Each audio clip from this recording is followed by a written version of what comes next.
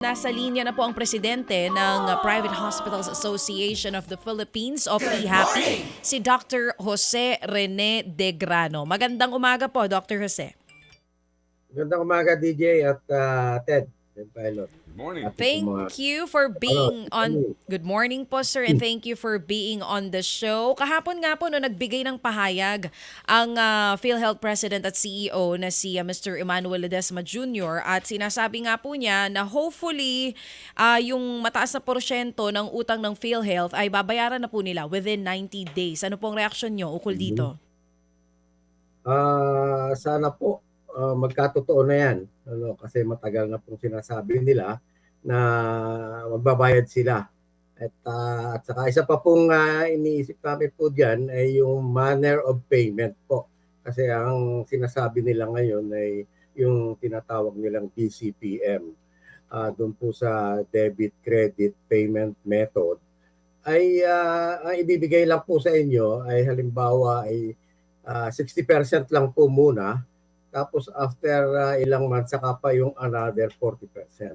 Ang problema po niyan, pag nagbigay sa inyo ng halimbawa ng pera mga yan, wala naman pong kalakip na listahan ng mga claims. So ibig sabihin, ibibigay sa mga ospital yung perang yan, hindi naman magagalaw ng ating mga ospital yan hanggat walang listahan ng claims. Kasi hindi naman po namin basta magbibigay kami na ito sa ospital, ito para sa professional fees. Kasi kailangan po may kalakip yan listahan ng claims na sa ganun pwede namin ipamahagi yan.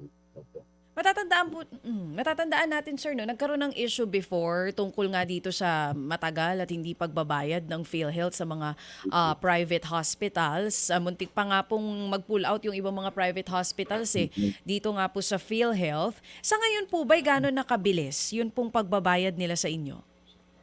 So far, nung umupo to si ating pong PCEO na Mandy Ledesma, bumilis naman po for this year, no? Bumilis naman po yung payment nila nung current claims. So, ibig sabihin po yung current, yung kasalukuyan within 120 days, 60 to 120 days. Pero napakalaki pa po yung arrears nila. At yun po ang sinasabi nila, binabanggit siguro nila, na umaabot ng hanggang 27 billion. So ngayon po, Doktor, hindi pa rin po mariresolve yung problema nyo dahil doon sa debit credit system na binabanggit po ninyo, Doktor. Yes, tama po yan. Kasi ang mabanggit ko lang po dito, may isa pong napakalaking ospital sa Metro Manila. Nagbayad sila ilang daang milyon po.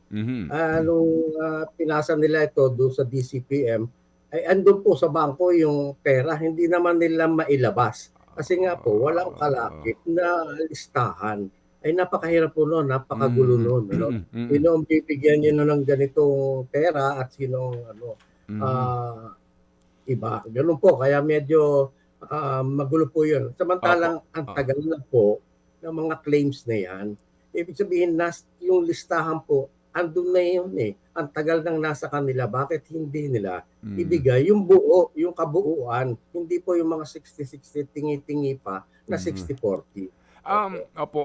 Doktor, ang hindi ho namin mawari, itong DCPM na scheme na ito, matagal na ho itong inyong inireklamo.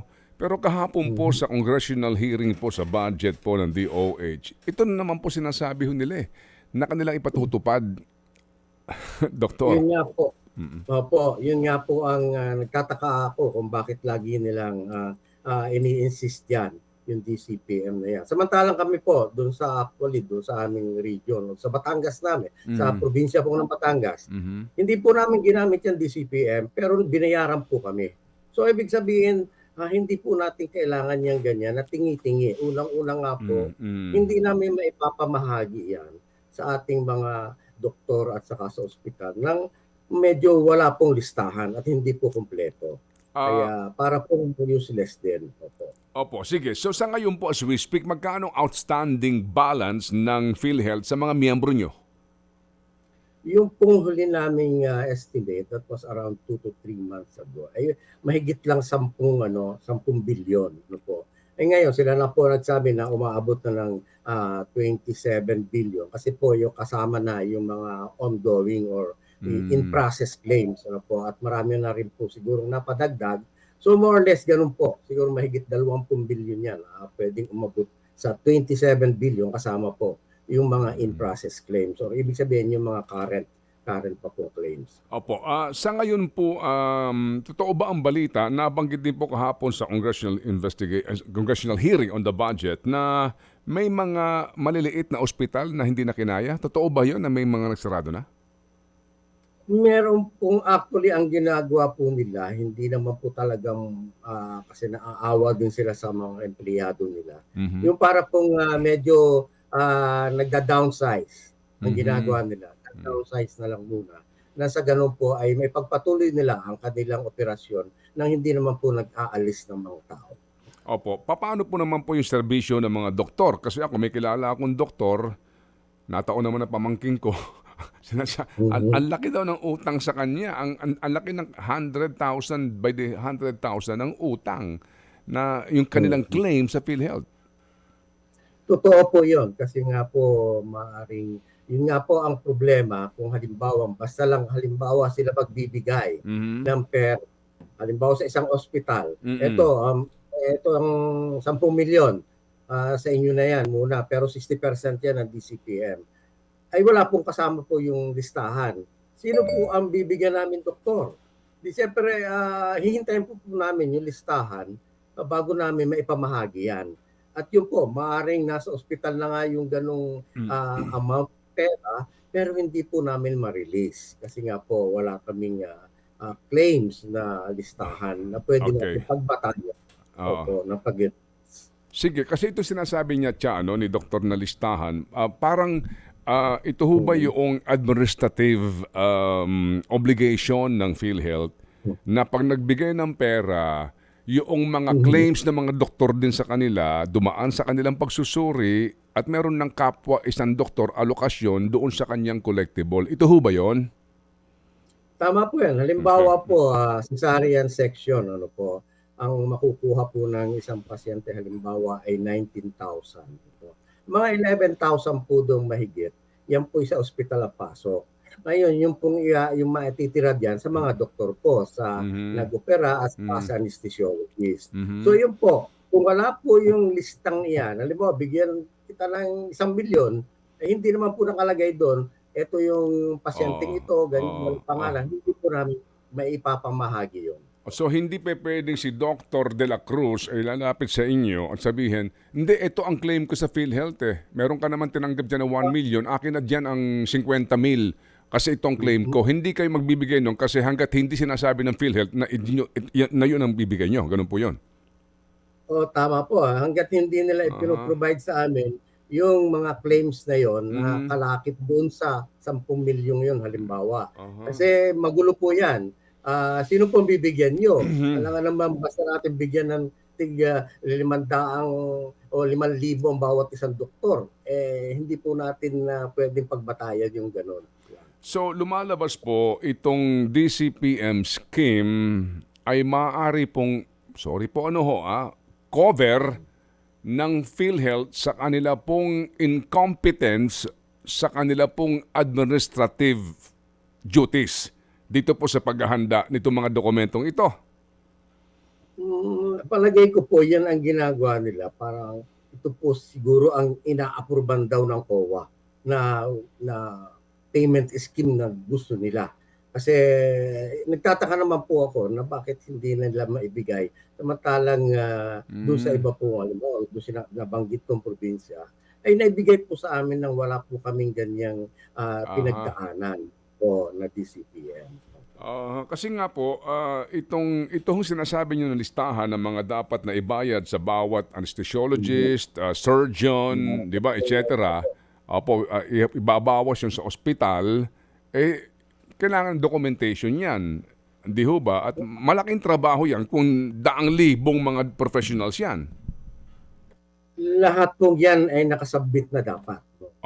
Kasi po yung iba po mga claims natin since 2019 pa po. Ilang beses na po yung sasabihin nila, i-refile nyo. Ang mga hospital naman po, sumusunod lagi kasi siyempre, ini-expect nila, pag na-refile, babayaran agad sila.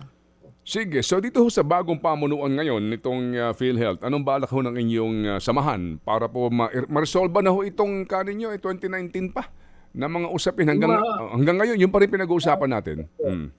For the past, umupo naman ka po to si PCEO Mandy Ledesma. Maayos naman po ang aming pag-uusap. Magandang, lagi na lang na, halimbawa, kung nakipag-usap po siya, maayos naman. At yung mga ibang problema na nabibigyan namin ng solusyon po. Ngayon, nung i-announce po nila yan, and then sasabihin ulit nila na ang gagamitin nilang payment ay itong DCPM para pong medyo bumalik na naman kami sa para pinapaikot na naman po ang way ng pagbabayad nila na hindi kaya naman po nila, alam ko, na hindi na idaan diyan sa DCPM. Bakit kailangan pang 60%, 40%? Para nagtitingi-tingi, ay yan pong utang na yan, ilang taon na. Opo. Hindi kaya problem of liquidity, Doktor? Kung liquidity po, ibig sabihin may problema sila sa pera. Hindi po mangyayari yan. For the past 2 years po, ang kinita ng PhilHealth ay mahigit 30 bilyon every year. At sinasabi nga po ng congressman na meron silang 400 billion. Kaya sinasabi po naman nila na lagi silang may pera at walang problema sa pera. Opo. Sige po, pero sa inyong hanay, klaro po iyon na kapag ho kayo itong pinasusumiti sa inyo, klaro doon, bawat doktor, kung ano yung mga dokumentong kailangan sa kanyang claim, may attachment na po iyon. So, just a matter of PhilHealth approving it or disapproving it. Yes, tama po. At yung po listahang yan, nasa kanila na yan. Ay mahirap naman po yung magbibigay kayo ng pera. Halimbawa, ang utang is 100 million. O sige, ito muna 60 million sa inyo na yan. Pero wala pong nakalista. Paano po namin papamahagi? Mahirap po yung ganon. Wala po kaming batayan ng pamamahagin yan. Kaya mangyayari po, yung 60 million na yon, ma-imbak lang yun sa bangko. Hindi namin magagalaw yon. Pag hugin ng law nyo mangyayari, makakasuhan kaya kayo? Magkakaroon po ng? Kapag hugin ng law nyo, at kayo na lang ho nagkusa na mamahagi nito, you decide, paano po? Mahirap po yan. Maraming reklamo dyan. Sasabihin ng isang doktor, hindi mo ko binibigyan. Bakit ang ospital lang halimbawa ang binigyan nyo? Samantalang nandiyan na pala yung pera. Ay wala po kaming masasabi na ito lang ang kailangan 60% ang dapat ang ibigay sa iyo. Hindi po ganoon eh. Kasi hindi po namin alam kung aling mga claims ang inapruban nila. Ganon. Okay. So, when can we see the light of day? Si Doktor, nung pa natin pinag-uusapan ito pa rin ang problema. Iyon na nga po, hindi ko po maano kung bakit lagi nila ipinipilit po yung payment method na yan. Samantalang kaya naman po nila magbayad. Kung ano yung i-claim na claims na pinapasa namin, doon po ang pagbabatayan nila. Bakit kailangan pa nilang tingi-tingiin? Opo. Tinitingi po ganun, napakahirap po dyan. Dahil hindi nga po namin alam kung sino ang bibigyan namin. Opo. Sige po, salamat po na marami. Hayaan niyo po aming tatawagan tong PhilHealth. Bagamat hanggang ano lang ho kami sa kanila. Tanong at pangako din po, di ba? Nagagawa nito ng paraan na naman. Pero I think itong DCPM scheme na ito is their way of paying these hospitals, and unless may magsabi sa kanila itigil nyo yan at baguhin nyo at sumunod sa inyong gusto, tsaka lang mababago po ito, Doktor. Sana naman po ay maayos namin yan. Actually, sinabi ko nga po sa inyo, simula naman nang umupo si Mr. Ledesma. Naging maayos naman po pag-uusap namin. Siguro po, kailangan lang ang medyo mas maayos na aming kung paano namin pa gagawin yan para nang sa ganun ay hindi at maipamahagi po namin ng tama yung mga ibibigay nila sa amin sa mga hospital. Opo. Si Dr. Ted Herbosa ho ba, inyo nang nilapitan dito? Para, kasi siya ang chairman ng PhilHealth. Alam po niya yan at actually as a chairman naman po hindi naman po siya voting doon, ano po, parang ex officio position po yan. So actually alam naman po niya ang mga nangyayaring yan at sa tingin ko naman po ay batid niya kung paano ang magiging problema ng aming ng mga ospital diyan. Sige po. Muli, salamat po na marami, Dr. Jose Rene De Grano, sa inyo pong pagpapahintulot sa aming pong panayam ngayong umaga. Salamat po, Doktor. Salamat Ted at DJ at magandang umaga. Thank you, si Dr. Jose Rene De Grano.